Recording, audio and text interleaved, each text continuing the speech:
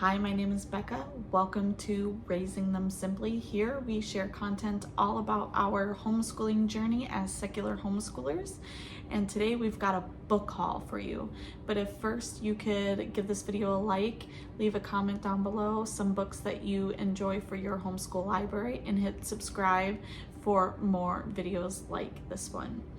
So if you are new here, I have a almost 6-year-old, a almost 3-year-old, and a 4-month-old, and we've been picking up some books just to add to our homeschool library. Most of these are from thriftbooks.com. A few of them I've picked up from local library sales, garage sales, and stuff like that. But I will leave any links down below for you guys to Amazon if you're looking for some like this, just because Thrift Books does not always have these books in stock. So I have books for the kiddos as well as myself, but we're gonna start with the kiddos first. So we've got Nate the Great here.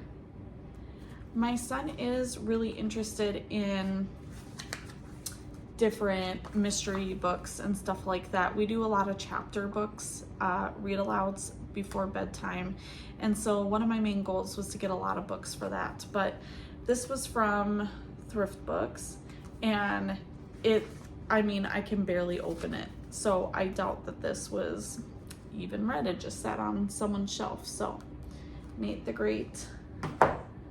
We also got The Borrowers. Now, most of these books I got the idea from Read Aloud Revival. I'll leave them linked down below, but they list tons of different ideas for read alouds for different age groups. And so I thought this one looked really interesting and that my son would get a kick out of this. So again, this one was barely touched, and I think the most expensive book I got was like $12, and that was a book for myself. So this was another good deal. I also got The Trumpet and the Swan.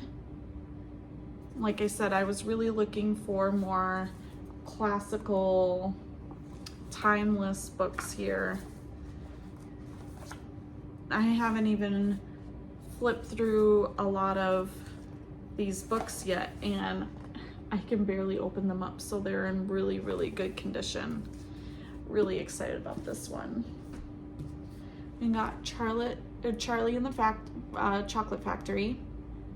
If you saw my June wrap-up video, you know we've been reading some chapter books and then watching the movie and then having discussions about whether or not, you know, what was the same, what was different between the movie and the book, and my son's really enjoyed that. So I've actually never read this book, so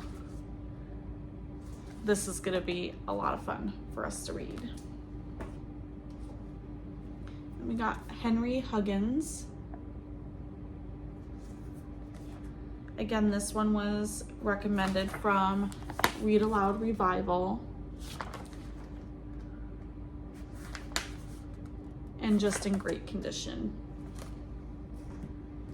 Got The Moffats.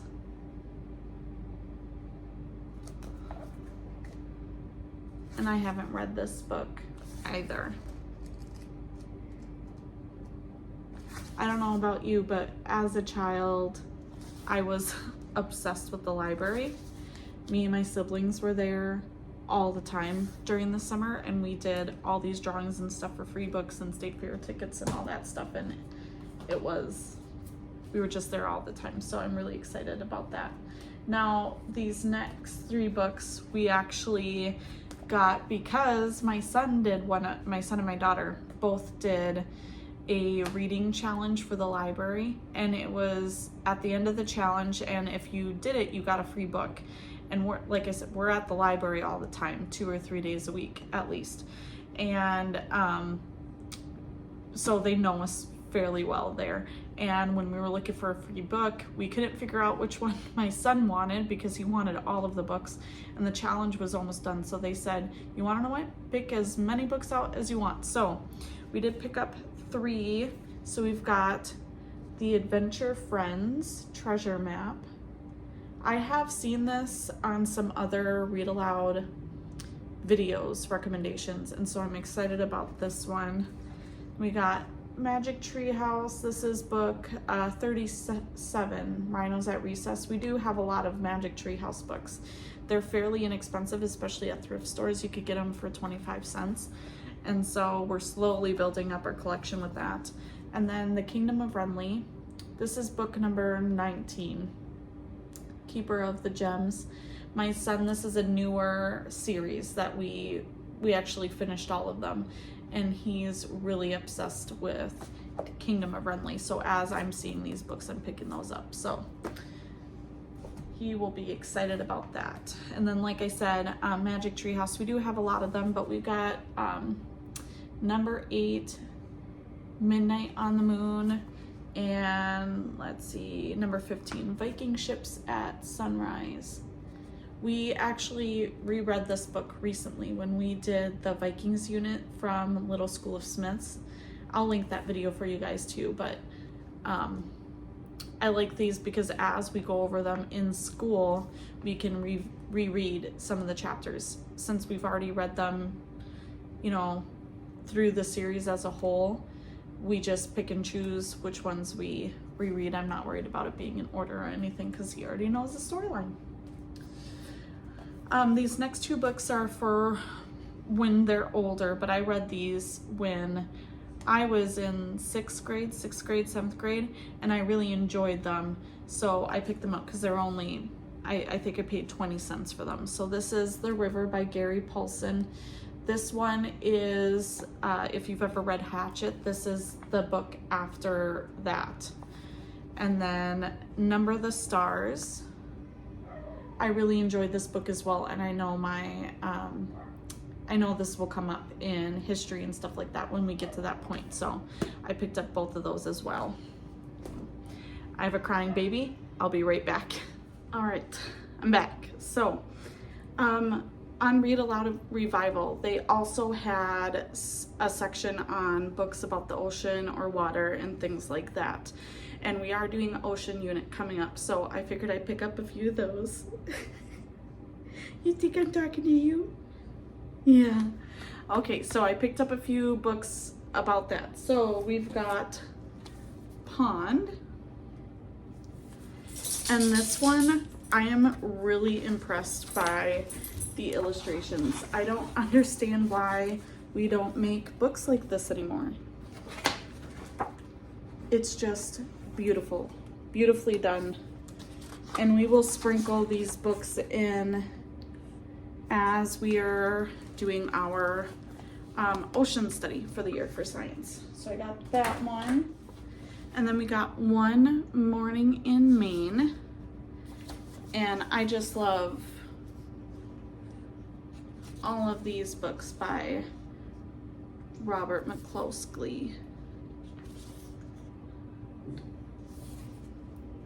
So this will be another fun one as well. And then we've got The Boy in the Ocean.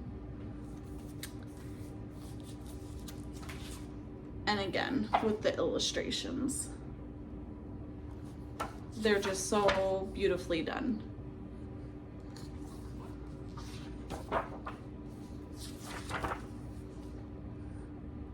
So very excited about this one as well. Then we've got The Beauty and the Beast. I've actually never read this book. Now this is kind of where my son, he's about to turn 6. We might be able to read it with him, but I mainly got this for my daughter when she gets older. She is almost 3 and she is obsessed with all things princesses and all that stuff. But I thought this was also a good one to talk about and visit how movies are not always the same as the books and where these fairy tales kind of originate from, where they get their ideas for the movies and stuff. So I'm not sure how much my son will like this, but I know my daughter will when she gets a little older. Here's another ocean related book. We've got Hello Lighthouse, and I actually didn't know I didn't realize when I bought this that this book is signed by the author, which is super cool. And again, just beautifully done illustrations. Okay, these next two are more history related because we're doing early American history. We actually just finished learning about Jamestown, and then we're going to the Mayflower. But following that, with the second unit that we got from Little Schoolsmiths, we're going to be talking about the Revolutionary War and all that stuff. So got these two books I actually got for free in a free bin at our local coffee shop, but this is about Paul Revere's Ride. And I thought this was a really great addition, something that we could talk about more when we get to that point in our history curriculum. And then this one was also in that free bin at the coffee shop. This is about George Washington.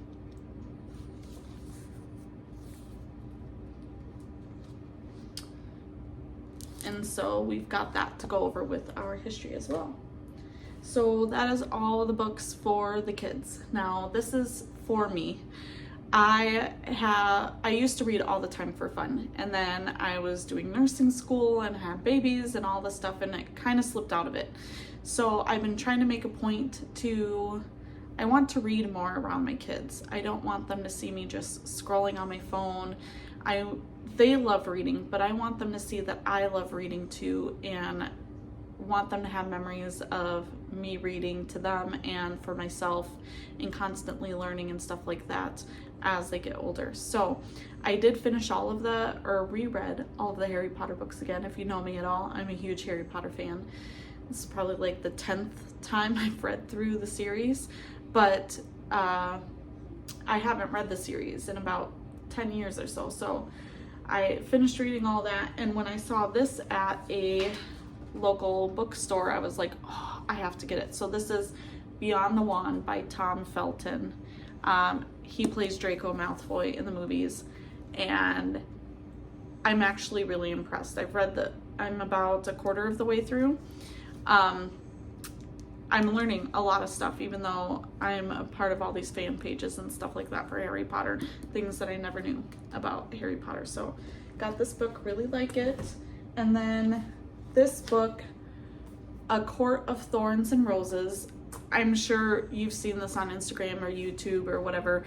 This is a really popular book right now, or a series rather, that I see a lot of people reading, and I've heard really great things about. So this is the most expensive book I got. I believe it was like $12 or $13 from thrift books. So I've got this that we could read. And then my last one here, I got 12 Rules for Life by Jordan B. Peterson.